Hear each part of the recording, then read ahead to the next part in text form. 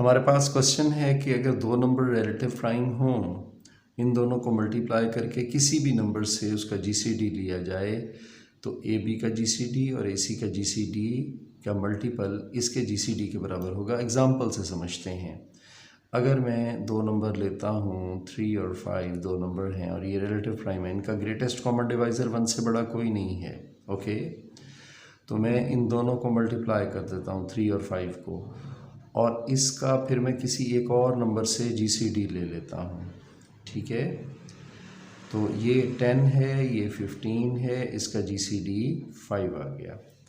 अब वो कहता क्या है, अब यहाँ पे ज़रा और से देखिए, ये है बी, ये है सी और ये रिलेटिव प्राइम है, ये ए है, ये बी और सी को मैंने मल्टीप्लाई किया है, तो इन दोनों का जीसीडी फ़र्ज़ करें कोई भी आए, तो ये जैसे इसका जीसीडी ये है ए और ये बी सी है।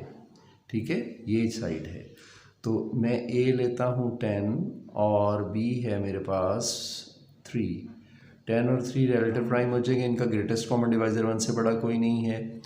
और दूसरा नंबर मैंने क्या लिया जी, फिर ए और सी लेना है, 10 और सी क्या है 5, तो इनका ग्रेटेस्ट कॉमन डिवाइज़र 5 आ गया। तो ये देखिए, ये ए और बी सी का ग्रेटेस्ट कॉमन डिवाइज़र, ये ए और बी है, ये ए और सी है। इन दोनों के ग्रेटेस्ट कॉमन डिवाइज़र को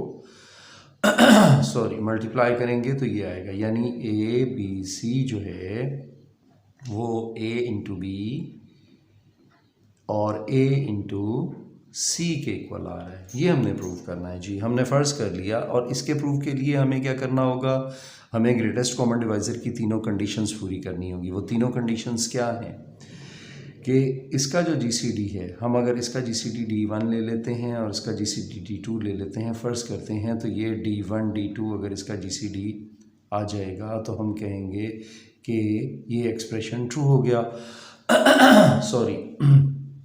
हमारे पास हमें अगर किसी चीज़ का जीसीडी डी हो तो हमें प्रूव करना होता है कि वो ग्रेटर देन 0 है, पहली कंडीशन। दूसरी कंडीशन कि वो दोनों ए और बी को डिवाइड करता है, डी ए को भी डिवाइड करता है, डी बी को भी, अगर डी जो है वो ए और बी दो नंबर्स हों, उनका जीसीडी हो।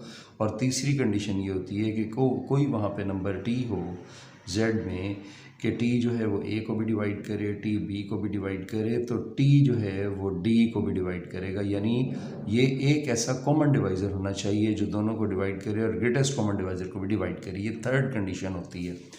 अब हम क्या करते हैं, हम लेट कर लेते हैं इसका जीसीडी D1 और इसका जीसीडी D2।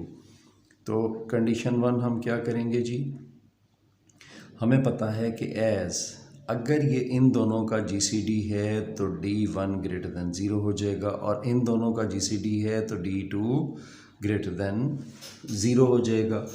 अगर दो नंबर्स बड़े हों, जैसे 3 भी बड़ा है और 5 भी 0 से बड़ा है, तो इनका मल्टीपल भी तो 0 से बड़ा होगा ना, ग्रेटर होगा।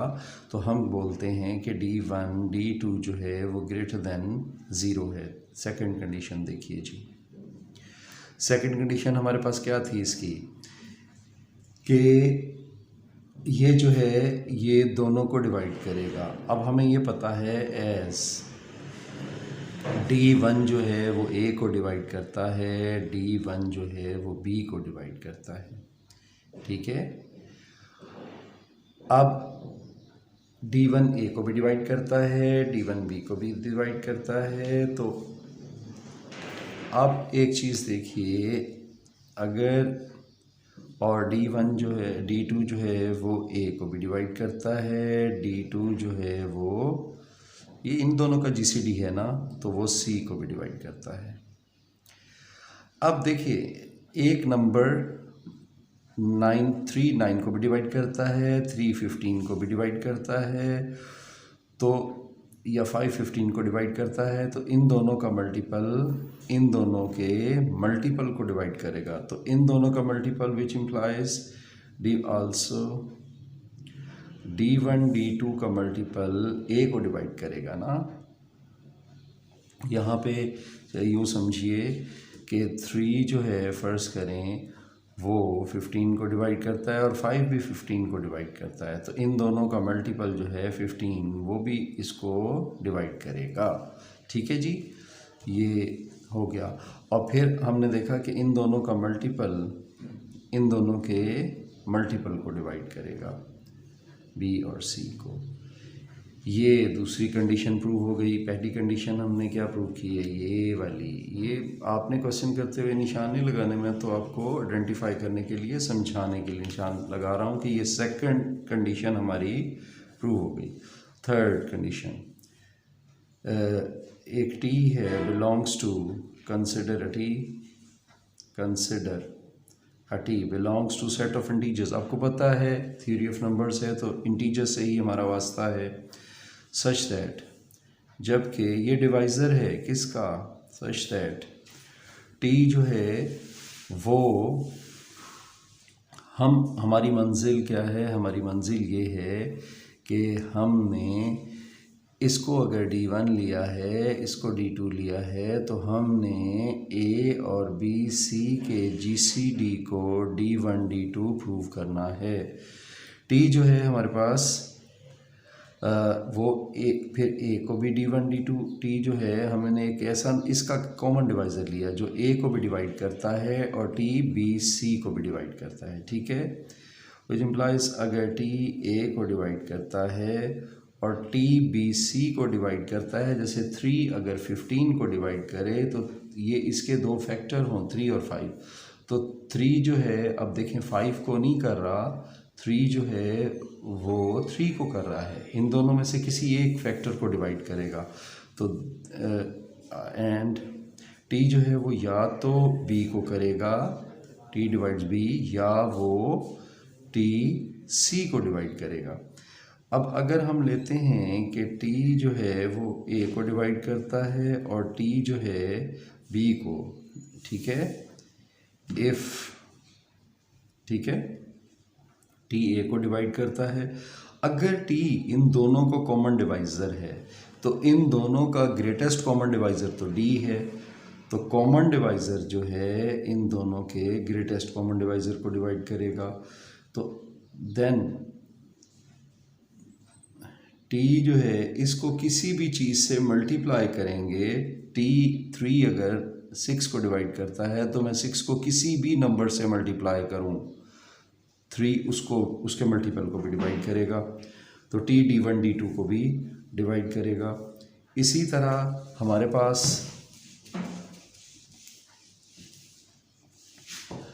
केस,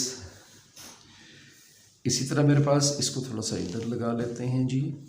अब मैं दूसरा केस ले लेता हूँ, केस सेकंड। वो क्या है जी, वो ये है कि T अगर A को डिवाइड करता है तो T जो है वो C को डिवाइड करेगा। अगर T A और C दोनों को डिवाइड करता है देन A और C का GCD T जो है वो D2 को डिवाइड करेगा। T अगर D2 को करता है तो मैं किसी भी नंबर से मल्टीप्लाई करूँगा तो T उसको भी डिवाइड करेगा।